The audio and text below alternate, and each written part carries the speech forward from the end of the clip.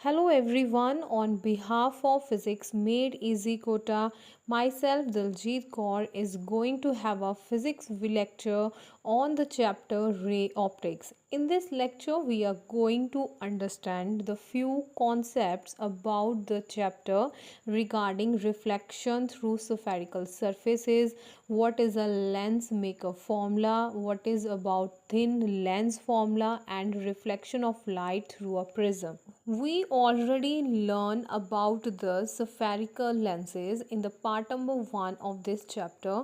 Here are some rules that must be followed, or we can say that these are the Cartesian sign conventions for the spherical lenses. The rule number 1 says that all distances are measured from the optical center of the lens. The distance measured in the direction of the incident ray are taken as positive, whereas the distance measured in the opposite direction of the incident ray are taken as negative. These rules are same which we applied in case of the spherical mirrors. Next rule says that heights measured upward and perpendicular to the principal axis are taken as positive, whereas the heights measured downward and perpendicular to principal axis are taken as negative. You must remember as a student that the focal length of a converging lens is positive and that of the diverging lens is negative. This thing always applicable in case of the numericals. Now, how the refraction take place through a spherical surfaces. We are going to discuss about the two cases. Number one, when refraction occurs from the rarer to denser medium, and the second is when refraction take place from the denser to rarer medium. And what is about the spherical refracting surface? This is a surface which forms part of a sphere of a transparent refracting material. So the first case that I already mentioned that we are going to discuss is the refraction from the rarer to denser medium. That is when a ray of light travel from a rarer medium of a respective refractive index to the denser medium of a respective refractive index. Let the refractive index of a rarer medium be taken as mu1, and for the denser medium it is mu2. And then there is a relation between the object distance and the image distance, and this relation is shown in this slide. And if there is a condition the rarer medium is air, then we take the value of the refractive index of air, that is mu1 is equal to 1, and we can change the mu2 as mu. Then we put the value and we have the respective relation for the rarer medium, that is air. The second case, when the object is placed in the denser medium, then their relation between the object distance and the image distance can be obtained by just interchanging their refractive index in the above expression. So this is the easiest way to remember these expressions for the power of the spherical refracting surfaces. For convex surface it is positive, and that for the concave it is negative, and it has a relation as shown in the given slide in case of a air. Here capital R is measured in meter, that is a radius of curvature. Now we are going to understand about the principal focal length of our spherical surfaces. There are two principal focal length. The first one is called as the first principal focal length. And it is the distance of a point from the pole of the surface at which if an object is placed the image is formed at infinity. It has a respective or a particular relation that is shown in the figure. And the second is a second principal focal length. It is also a distance of a point from a pole of the surface at which the image of the object at infinity is formed. So its relation is given in respect as f2 is equal to mu 2r divided by mu 2 minus mu 1. If you clearly observe the relations, you get a difference in both the focal length. Lens maker formula is one of the most important formula.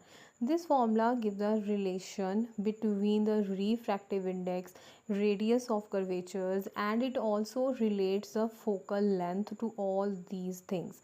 So its expression is also taken place in case of the air, and we know that the refractive index of air is taken as 1. So when we put the value of the refractive index of air, we get a new expression for the lens maker formula in case of the air. Thin lens formula, we applied this formula to solve various numerical problems in examination.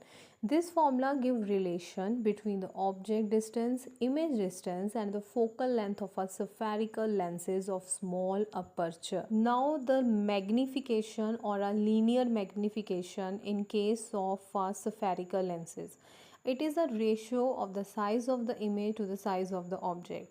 The things that we have to remember, that magnification is positive, then the image is virtual and erect. If magnification is negative, the image is real and inverted. Power of lens is help to find out what is the power of the respective lens that we are using in our day-to-day life. Power relates with the focal length of the lens. Actually, this is taken as a reciprocal of the focal length of the lens, and its units are diopter, denoted by the symbol capital D, and also its SI unit expressed in form of the per meter.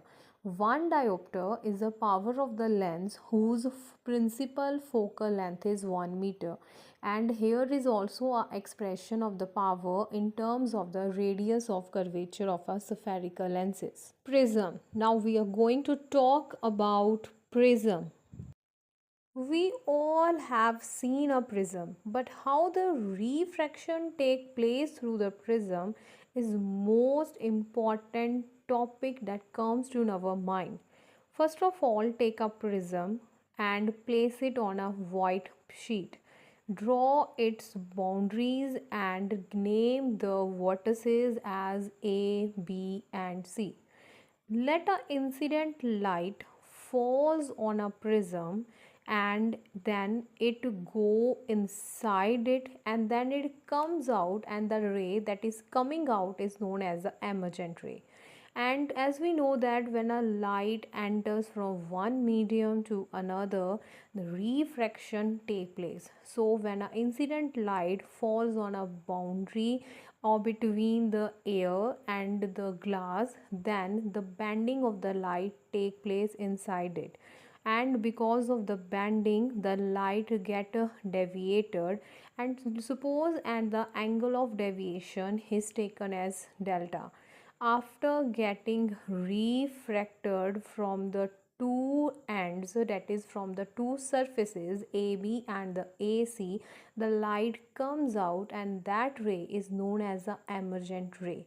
So in this slide we see the respective diagram which represent incident ray, incident angle, angle of deviation, emergent ray.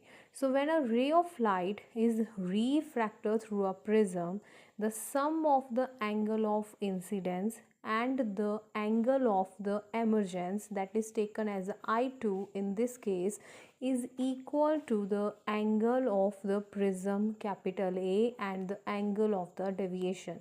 Angle of the prism can be drawn at a vertices capital A. So we have one respective relation after the refraction of the light, that is capital A plus delta is equal to I1 plus I2. And after the respective calculations, we also have the another relation for the angle of the refractions, that is capital A is equal to R1 plus R2. R1, R2 are angle of refractions, but as you can observe in the diagram, they are at a different faces. R1 is at a face AB and R2 is at a face AC. So now we are going to understand the relation between the refractive index and the angle of minimum deviation. So the question is, we all just read about the angle of deviation, but here is a new term arises, angle of minimum deviation. So what is this? This is the angle which is known as the minimum value of the deviation suffered by a ray of light on passing through a prism. So this minimum value of deviation in terms of angle is known as the angle of minimum deviation. So we use a different symbol for this, that is delta m. So when a ray of light suffers minimum deviation, we have the respective conditions.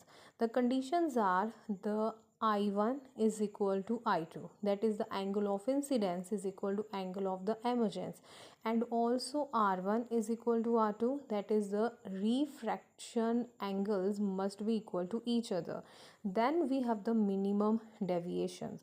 So we can make some changes in the previous relations, that about the A plus delta changes to delta m is equal to I1 and I2 both are equal to each other. So we can replace it with the one unique symbol, that is I plus I. I is used for both the I1 and the I2 because they are equal in their nature. So A plus delta m is equal to 2I. By doing the respective calculations, that is by cross multiply, we get I is equal to A plus delta m divided by 2. Also we have one relation of the angle of prism in terms of R1 and R2. Then A is equal to R plus R because both the values R1 and R2 are equal to each other. So we have the relation A is equal to 2R. Cross multiply the things, then we have R is equal to A divided by 2. Apply the formula of the refractive index, mu is equal to sin I over sin R. We got the values of the I and the R, then we put the values, then we have the new value of the refractive index, that is sin A plus delta m divided by 2, and the complete we get it divided with the sin A over 2.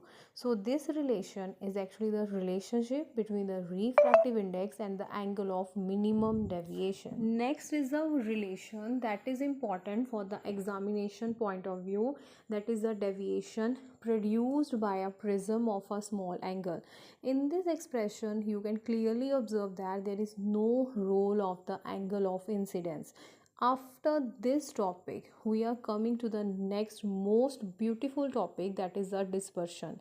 Dispersion take place in case of the white light whenever there is the presence of the prism. Actually, the prism helps to split the white light into its constituent colors when the white light passes through a glass prism. The dispersion of light occurs because refractive index of prism material is different from different wavelength. This is the reason why the white light get breakdown or the split into the different constituent colors, because every color from which the white light is composed of have the different wavelength. White light composed of the 7 colors which are also known as the waveguide. This next topic is the angular dispersion. The angular separation between the two extreme colors of the waveguide, that is the violet and the red, in the spectrum is called the angular dispersion. That is, also there is a expression for the angular dispersion that show the difference between the both extreme colors, and that is the delta V minus delta R, and when we put the respective values in terms of the refractive index, we get a angular dispersion in a relation with the refractive index and the angle of the prism. Why the color of my sky is blue, not pink? This is because of the scientific reason given by the Rayland's law of scattering. which states that intensity of light of wavelength lambda present in the scattered light is inversely proportional to the fourth power of wavelength. Because of this expression, as the blue color of light is scattered more because of its wavelength in the atmosphere by the atmospheric molecules, and that is the reason the sky appears blue for all of us.